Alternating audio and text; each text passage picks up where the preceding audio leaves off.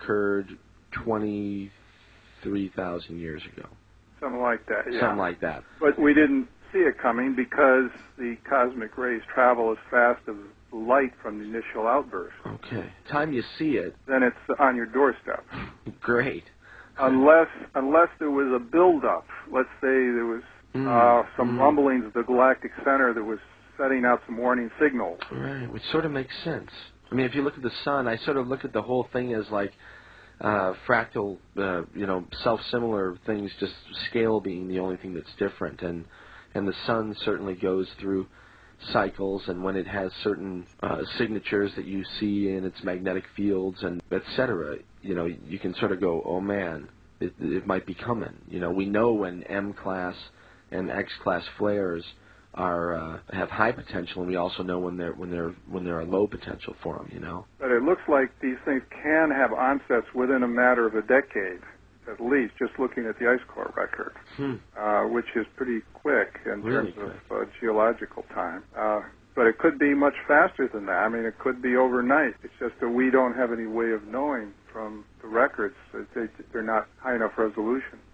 There are strange, unexplained occurrences too in the archaeological records.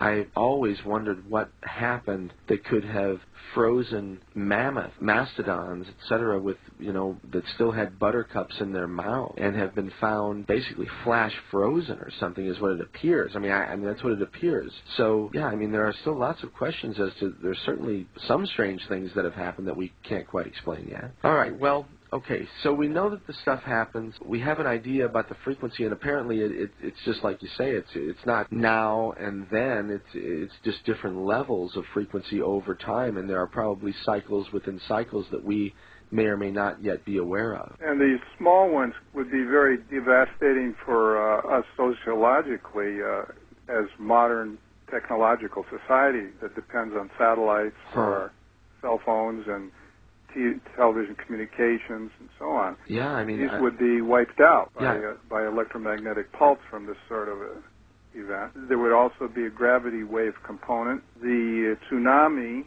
which on my website is a web page that talks about the tsunami. Right. And I show that there was a very strong gamma ray burst within less than 2 days after it arrived, which is the sequence you'd expect. You expect first the earthquake, which would be triggered by the gravity wave, right? And then would arrive the gamma ray burst, and that's exactly what you found. And both of those events were first class. In the period of the last 30 years, there was nothing that compared with those two events, and they occurred so close together. Well, the magnitude 1 superwave would be much more powerful than that tsunami. Wow. That was created, they found that the gamma ray burst came from a star, not from a galactic core. That was a star within our galaxy, close to the center of the galaxy. But a core explosion, we're talking on a bigger scale. Right, it's like multiplied manyfold. So, all these things, without even creating climatic problems, you'd still have some major disasters from such an event. Right, even at the lowest level. Right. All right, so let's talk a little bit about what the effects then would be. We have tectonic effects, obviously. Well, besides the earthquakes, you have EMP. This is caused by the gamma ray burst. When it strikes the atmosphere, it creates an electromagnetic wave front, which would overload power lines, create blackouts. And that's what fries all the satellites and all that. Right, that would fry your satellites. The blackouts we've experienced are nothing compared to what would happen during such an event. These would blow transformers all over the continent. So literally it would be lights out pretty much. Yeah, let's put it this way. There'd be a lot of work for the repairmen to do. You have to figure for a month you might not have electricity. The thing is, we have not gone through this in recorded, in historical times. I mean, even 700 years ago, you see, the thing is we didn't have technology as we have it. Electricity, using electrical devices and so on. We didn't have things that could get blown out by electromagnetic pulse coming through your lines and frying your chips. Cars now, they have chips in them, right, which probably you wouldn't be able to start your car. So we're affected in a different way than we would have 700 years ago. Interesting how dependent upon the technology we have become. I mean, even as a real personal example, I mean, the fact that you and me even are communicating, is all because of these wires and chips and transistors and all of these things that are very fragile, apparently. And that tsunami gamma ray burst came pretty close. It did disturb some of the satellites, as you remember.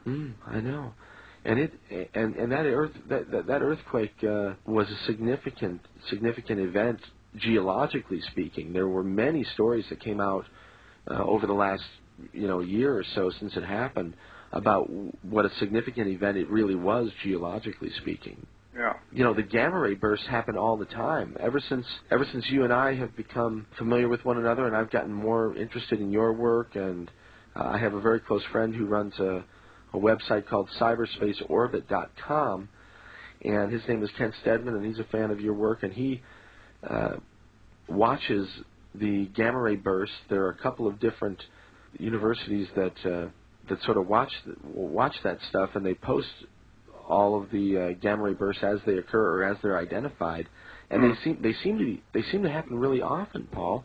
Like they're I don't know, the average is close to one a day actually that gets posted up there. Yeah. Well, these are occurring all over the universe and reaching us. The ones that occur within our galaxy are very rare. Like that one that did occur within our galaxy, we got this tsunami occurring right near it, but. These smaller ones, these everyday ones, are not what should worry us, more rare events. And they take you by surprise, unfortunately. Yeah, again, it seems that they're difficult to predict outside of just a very short opportunity, maybe.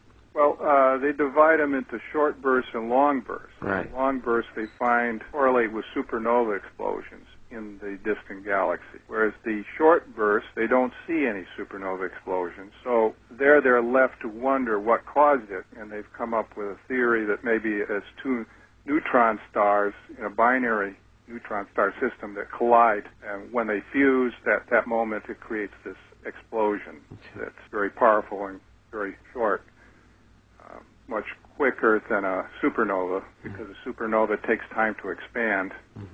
So it can last much longer, have its gamma ray burst last much longer. Yeah, interestingly, there have been a couple of gamma ray bursts just over the last week or so that you and I were chatting about off the air that were very long. One was like 700 seconds, I think, in duration. The other one was 900 seconds, which I think is the longest one, or at least one of the longest that's on record.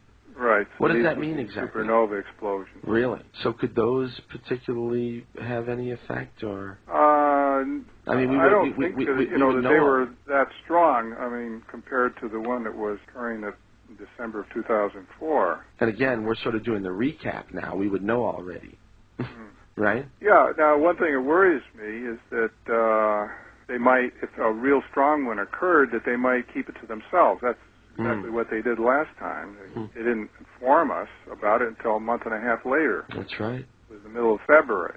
Right. Now, we've got to inform people, get this out in the news as soon as it occurs. There's a book by Fred Hoyle and his son called Inferno, which is a science fiction story about what might happen if there was a very strong galactic core explosion. They were proposing one that was so strong that they had to head up towards the Arctic Circle to get away from the radiation.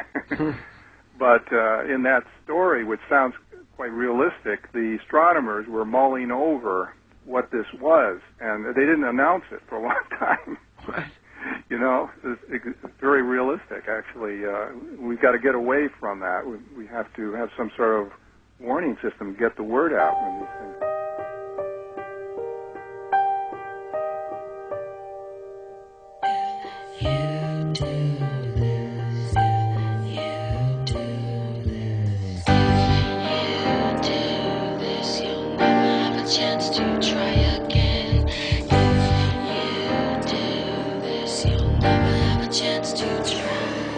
The same sound, same sting, the same